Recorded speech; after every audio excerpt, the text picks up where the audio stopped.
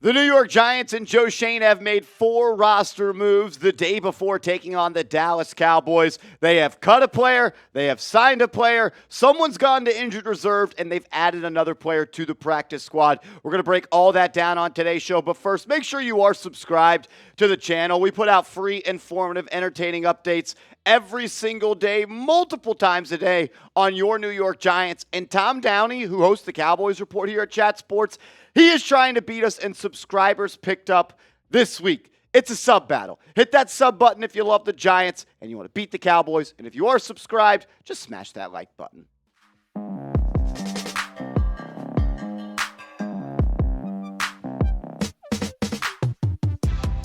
Welcome into New York Giants Now by Chat Sports. I am your host, Marshall Green. I appreciate everybody for stopping by as we get you caught up on the latest roster shuffling that Joe Schoen has made happen over the last couple of hours. The Giants make 4 roster moves prior to Thursday's NFC East rivalry game. And let's start with Lawrence Cager going to injured reserve. Cager has spent the entire 2024 season with the Giants on the practice squad, and it's really unfortunate that he cannot shake the injury bug. I remember back when the Giants were working on their offseason activities back in May, Brian Daboll said that Lawrence Cager was the player that has improved the most throughout the offseason. There was a lot of people that thought Cager was going to have a big-time impact on this team, but he had a groin injury. Then he had a setback, again, trying to come back from that groin injury. Did not play in the preseason, did not play in the regular season, and most likely his season is going to be done. Also, Jakob Johnson, the fullback for the New York Giants, the guy that they cut,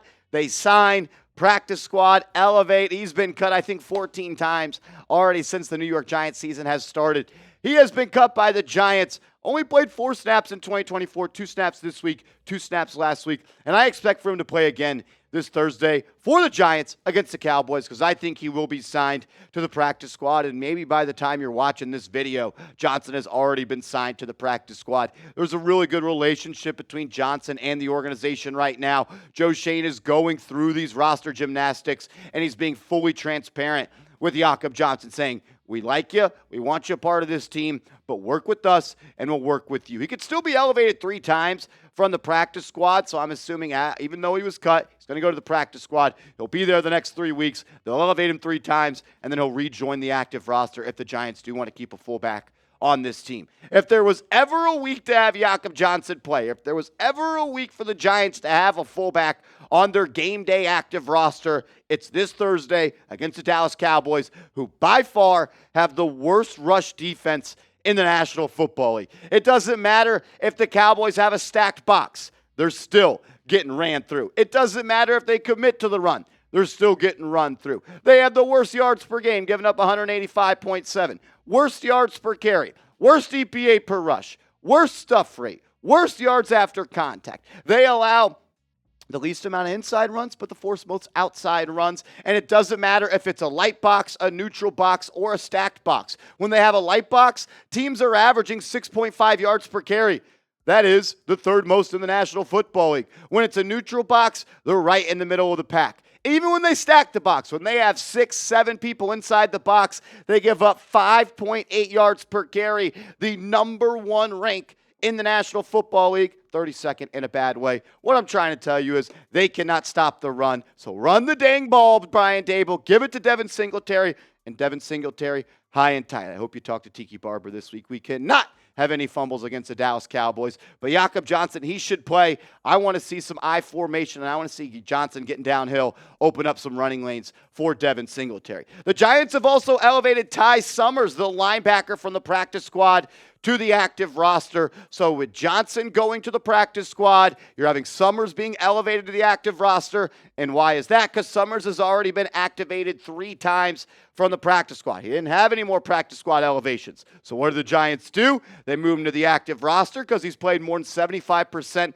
of the snaps on special teams. He's clearly a part of the picture that they want to paint on game days. And Johnson, he's also that. But they know that they could still have him suit up on Thursday because of the practice squad elevation. So you got 4 inside linebackers on the active roster right now, with Curtis Bolton still on the practice squad, Okereke, McFadden, Musau, and now Tai Summers. Hasn't played much on defense, but really getting work done on the special teams. I always want to credit, and I really just I would say I'm surprised at how well Joe Schoen works the roster and finding all these different, I don't want to call them loopholes, but using every single rule to his advantage. My fourth year covering the team, third year covering Joe Schoen, and he always does this. I don't know for sure, but I think if you go and look at the roster moves from practice squad to active roster and active roster to cut, then to practice squad, then game day elevations, I'll bet the New York Giants are in the top 5 in the last 3 years. That's a credit to Joe Schoen using every tool at his disposal to try and make sure the game day roster is the best that it can be to go win football games. Speaking of winning football games, if you want to beat the Dallas Cowboys,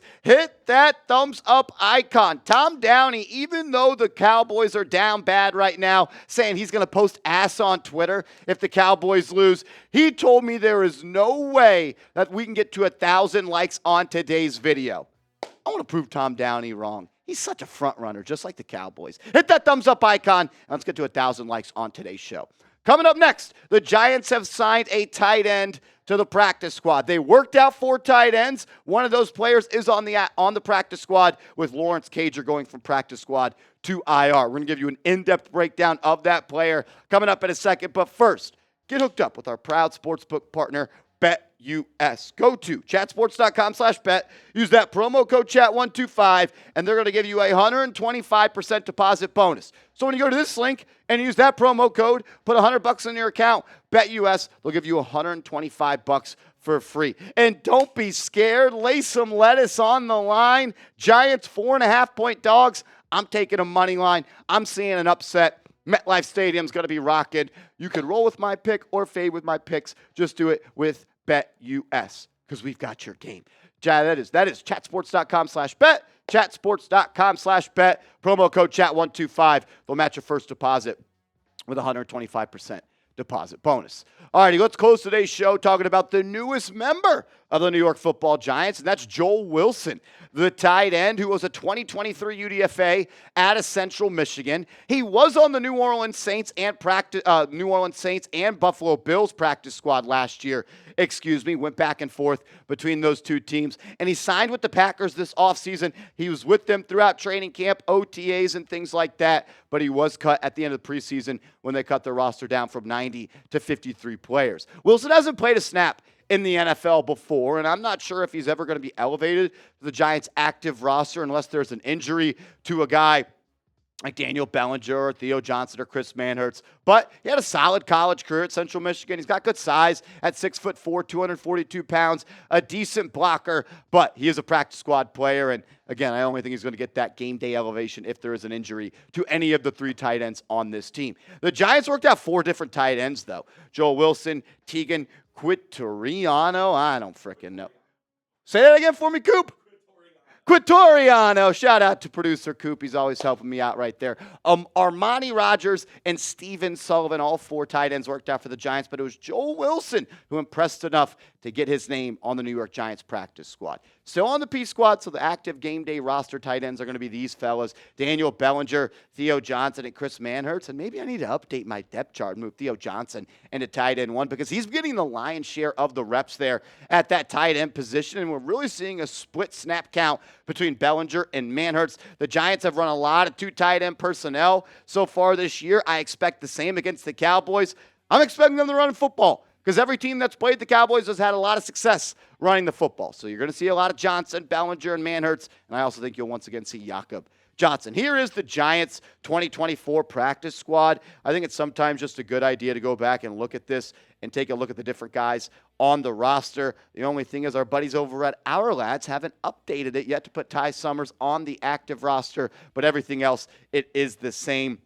And I expect to see some of these guys playing some games for the Giants this year and maybe be some game day elevations. The last thing I want to talk about on today's show is the injury report for Big Blue. They did not practice on Monday. They did not practice on Tuesday. They had to walk through, and I'm sure they'll do the same on Wednesday because it is a short week. Brian Dable said there would only be 2 players that would not practice if they did have an actual practice, and it was Adoree Jackson and Drew Phillips. And that tells me that neither of those cornerbacks who are dealing with calf injuries are going to play. Not worried about Dexter Lawrence, Nick McLeod, Micah McFadden, or Darius Slayton, as well as Jermaine Illuminor and John Michael Schmitz. I think everybody's going to play this Thursday. Don't forget that, except Adoree Jackson and Andrew Phillips. Make sure you are subscribed to the channel. We're going to be live on Thursday, an hour before kickoff. We'll have a post-game show. We'll go live on the channel on Friday and videos multiple times every single day this week. And we're trying to catch the Dallas Cowboys report. We're one sub behind. Every vote matters. Every subscription matters. Subscribe to the channel. Let's go Big Blue.